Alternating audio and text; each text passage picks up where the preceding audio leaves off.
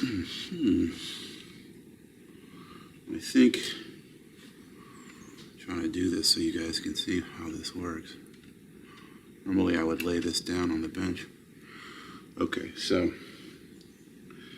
we bring it up, we put it 90 degrees through this guy here, and then we bring it, so it's got a nice kink in it, probably like that, to see if that's really going to be tight enough. I'm going to give that a little yank with my linesman's pliers.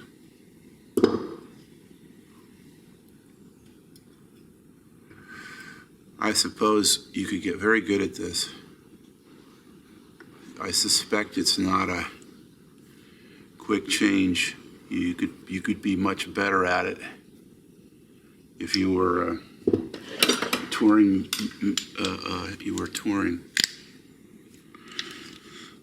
But I don't know. I have to leave that to you guys. You professional musicians have to change a string quickly. There are people, I hear there are people that do it in the middle of a song. Keep on playing, which I think is pretty dang cool. All right.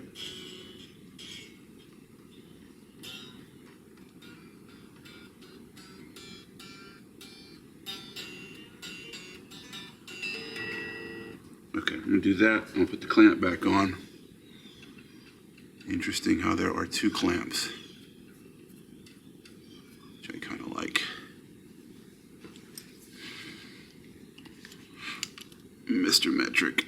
Whoa. This one? Yeah, that's the one. I'm gonna try not to over tighten. I think a lot of things fail because people over tighten them. So, I try not to do that.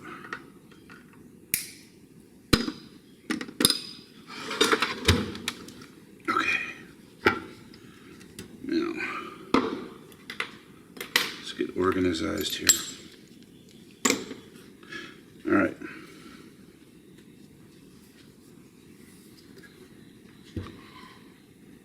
Now, normally, as I understand it, you put a capo here, and the string acts as a straight edge. This guitar has a 0 fret, so I'm not going to use a capo.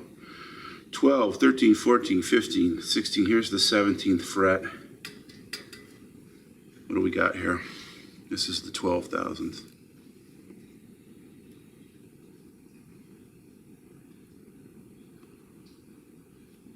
Seems high to me. So I'm going to tighten. I'm going to tighten the rod.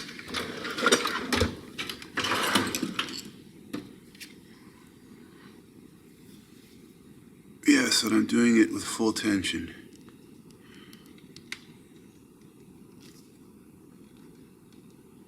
All right, that's about 1/8 of a turn. Let's see what happened.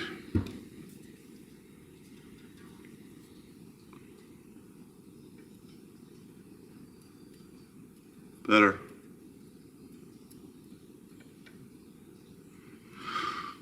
One, two, three, four, five, six, seven. They're talking about the 7th fret. It's moving a little bit. I think that's pretty good. You know, Dan, this is 12,000s. And Dan, so Dave is going 12. Gibson, I think, is going 12. And Dan is going 4. Oh, he likes a very flat neck relief. Now, this is kind of interesting because there's sort of disagreement going on here. This sheet says relief, it says a 1,000th of an inch, 0.001. I think that's a misprint. I think they meant to write 0.012, the 8th fret. The base is 14,000. 14,000 at the seventh. Of course, the bass is a much bigger instrument. But a mandolin, they have 5, and they have a banjo at 8. So I kind of think this is a misprint. If you get this sheet, maybe they fixed it. Okay, so now I feel good about that. Now, we're gonna sit down and do string height. And what am I gonna do? Gibson, 5 64s for the low E, 364. Dan likes 3 and 3. I think I'm gonna do 3 and 4. I'm gonna try that, see how I like it. I'm pretty sure I have something that's quite high right now. I think I have 5. Yeah, this is almost 5 down here, which is kind of Gibson factory spec. And up above it's almost 3. It's 3.5. Yeah. So really, it seems to me this low E is the one that's really objectionable. I'm looking at the arc of the strings too, just eyeballing them to see. I'm measuring them this way. The low E is high. It's the only one that seems to be really high. What's great about this gauge is that it's built to do this. If you buy, for example, here's a ruler that I have that has inches and centimeters and millimeters, and it has you can see it has 64ths right here. Here's 30 seconds, but you know you can't get the 64ths in there, so it really is worth it buying this in Stuart Mac. I think it's only $15, $18, something like that. On the back you have inch in decimal inches, fractional inches, and millimeter equivalent. So there's a nice conversion back there, which is kind of cool. I have to adjust these little screws here and bring this down, not very much. Let's see if I have the right hex key. Oh, look at that. All right, I'm gonna take this one down a half a turn, and I'll take this down a half a turn and see where I am.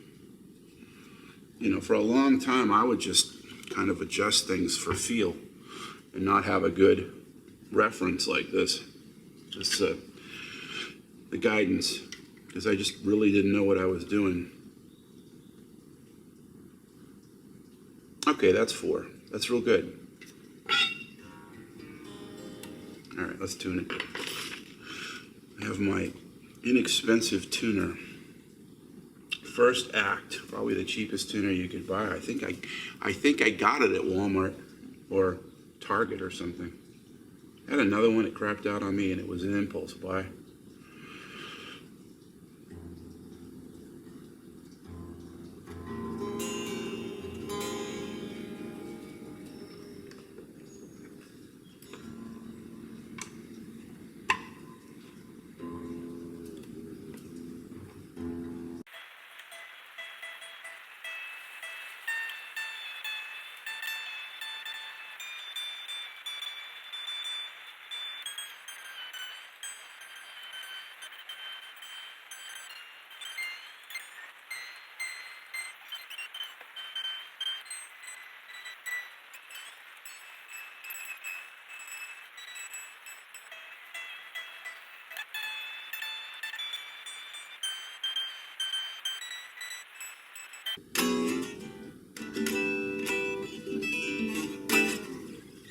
Very nice.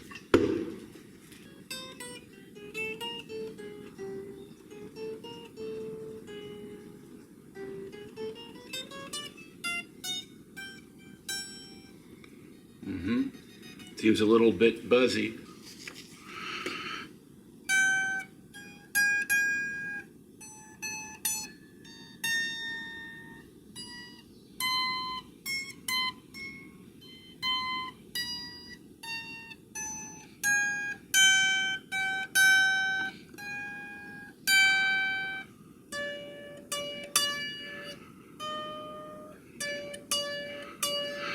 Okay, I've got some high frets in here, and it's pretty common, I think, for you to get a high fret, get this out of the way, right where the neck goes into the heel, because this is oftentimes the truss rod ends here, and so you'll get a bending here and you get a high spot. It's also quite possible that this guitar the frets were never leveled. Oops, my alarm's going off. It's possible that these frets were never leveled, and I think that even if you have a really flat fingerboard and you press the frets in with a gauge, a pressure gauge, you're still going to have some frets higher than the others, so they need to be leveled. Let me see if I can figure out which one. I'm using the StuMac card as a rocker. You can use it as a rocker. They sell rockers, but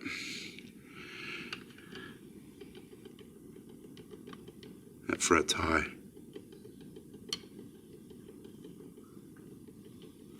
I'm going to mark that fret.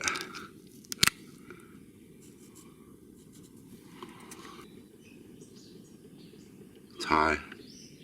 It's good. Oh, this is the other high one. These two frets are high. So what I'm going to do is a trick I learned from Roscoe. I'm going to file. I could level everything. I could pull the strings off, level everything. I also have a way of leveling, a special file that I made where I don't actually have to pull the strings off. It's a long, you zoom out, it's a long file, and I can literally put this file under the strings and file while the strings are on the guitar. But I don't think I'm going to do that. I don't think I'm going to level all the frets. Maybe I should. I think what I'm going to do instead is use my thin file. Actually, it's a piece of maple that I've cut, and it's very flat, and I've put 220 sandpaper on it. So I'm going to do this instead. I'm actually filing or leveling the frets with the strings on the guitar. So a lot of people have these jigs where you file. Yeah, let's see, this one is starting to get flat.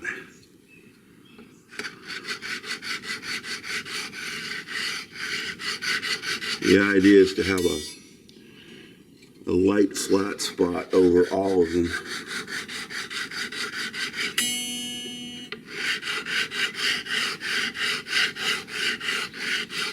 Once I've done this, I will take the strings off the guitar.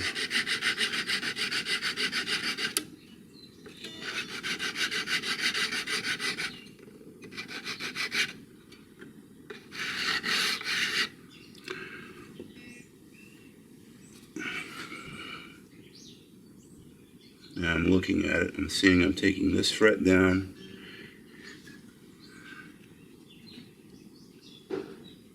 And of course you can also do this as well to really know what am I doing here. I'll blacken the tops of the frets with a Sharpie.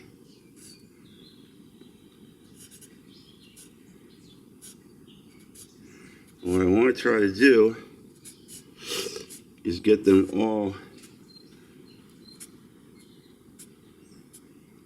to be level. This one is low. This one hasn't been touched at all. As I file, you'll see.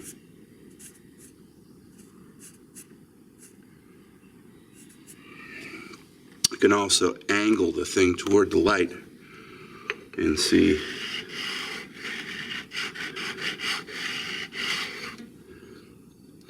Very nice, even. Not taking very much off either. Even.